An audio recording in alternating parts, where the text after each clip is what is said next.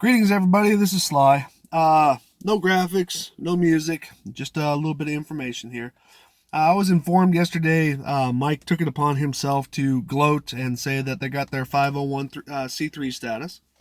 Um, to which I tweeted today, of course, that doesn't really interest me all that much. I mean, it really doesn't. Um, because stopping them from getting 501c3 was never really a priority to me. Anyway, so sorry to steal your thunder on that, Mike. Um, Now, this was prompted by a message that I sent to the FECore website, specifically requesting the public documentation again, which I have requested now 3 times and been refused all 3 times. Nevertheless, Mike responded, in his typical gloating and immature fashion, and stated that he will be sending me the 1023 by the end of the day. That was yesterday. Do you think it's in my mailbox? Oh no, of course it's not. And of course he also had to add this. He said, I can only snicker and laugh at your inability to prevent that, the 501c3, from happening. Like I said, I made no attempts to stop that from happening. Sorry.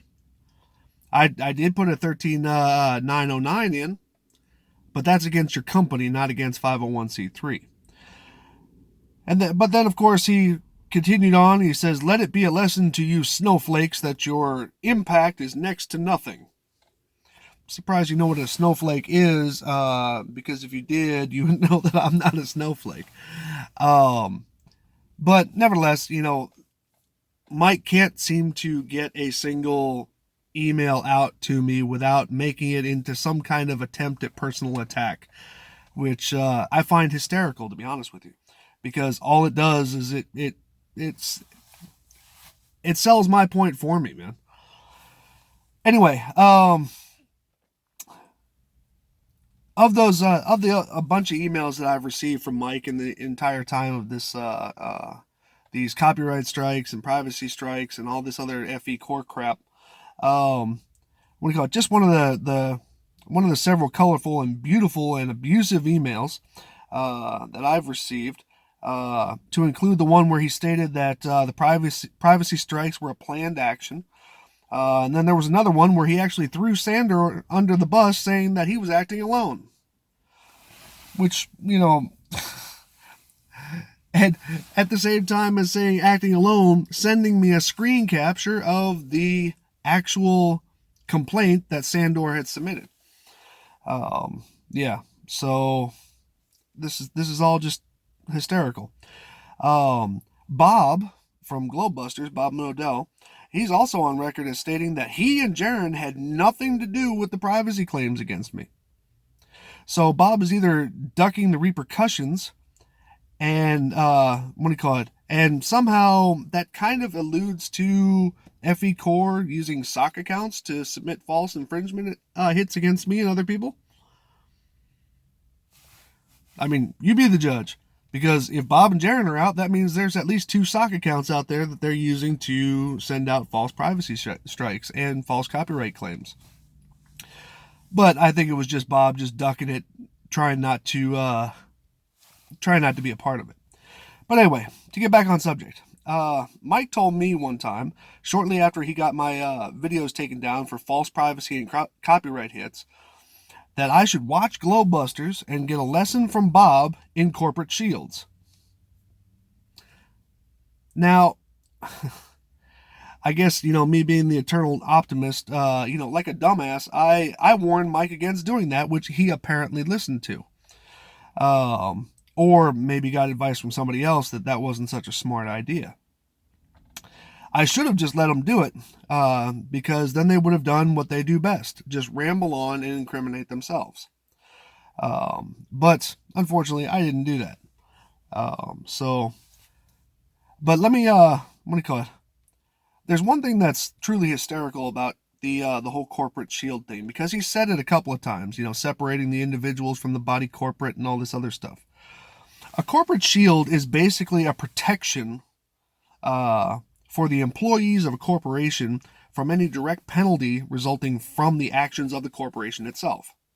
Meaning, if I were somehow affected by a company due to its practices, policy, products, I can go after the company, but not its employees, because the employees are just following company policy. So I can go after the company. That is a shield. It's a shield against the. A shield in front of the employees and also the board members and all that other stuff. However, this does not protect employees if the employee or corporate member is acting on their own. Okay, so if I have corporate members, of FECore going running off at the mouth on other platforms, something that's not directly associated with FECore, I can go after those individuals in a personal manner. Okay, and they are not protected by the company itself. But here, let me just give you an example. If I were a construction worker and I drove a bulldozer through your yard as instructed by my company during a job, you could sue the company for compensation repairs, but not me, the driver, because I was doing what the company told me to do. But if I were in a company bulldozer and I took a shortcut or even just had fun driving over your lawn, the corporate shield does not apply, and it would be my ass in court. So, Mike Cavanaugh has also stated to me that anything that does not come through the official YouTube channel or website from FECore is not a reflection of FECore, even though he also kind of ducked things that were happening during FECore broadcasts and claimed them as Bob's opinion. So it's clear he doesn't have a firm grasp on this. But strangely enough, all of the harassing, conspiracy, insults, and defamatory comments that he has said to me, I'm talking about Mike here, have been made by his email address on the company domain.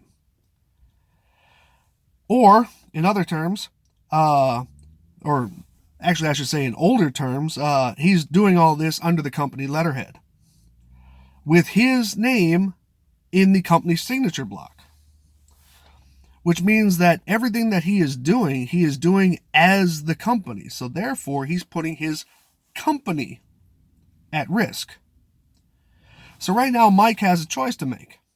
He has to decide if the actions that he has taken against me were made as the company, meaning that he is declaring that it's company policy to harass, defame, belittle, and conspire against folks, throwing his own folks under the bus like Sander, in which case he puts his own company at risk for a number of illegal business practices.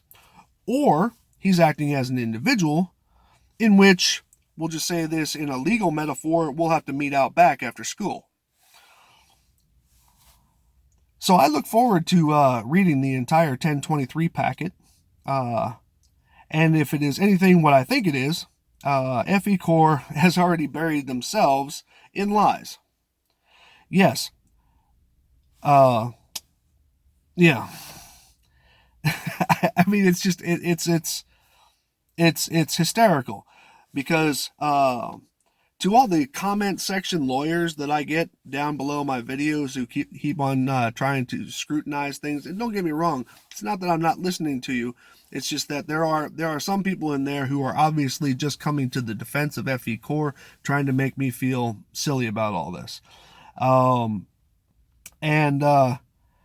But I need to remind you guys of one thing. I've said the word perjury, and the word perjury I meant to say, and I said it on purpose. The reason why is because signing a legal document with known false statements in it is also perjury. Perjury is most commonly charged in, but is not restricted to a courtroom. Okay? So, that's all I really had for this, guys. I just wanted to give you this quick little update. Yeah, and we'll see where we go from here. Now, like I said, Mike said that he was going to give me the 1023 by the end of the day yesterday. Now he didn't he didn't specify whose day it was going to be, even though he and I are in the same time zone. So he might have meant a lunar day, and maybe not an Earth day. But I don't even know if they study that in flat Earth. So hopefully I'll be getting that 1023 packet, and then I will be reading it through, and I will be, yeah, giving my assessment of it once I have it. Okay? So, ladies and gents, I hope all y'all have a great rest of your day.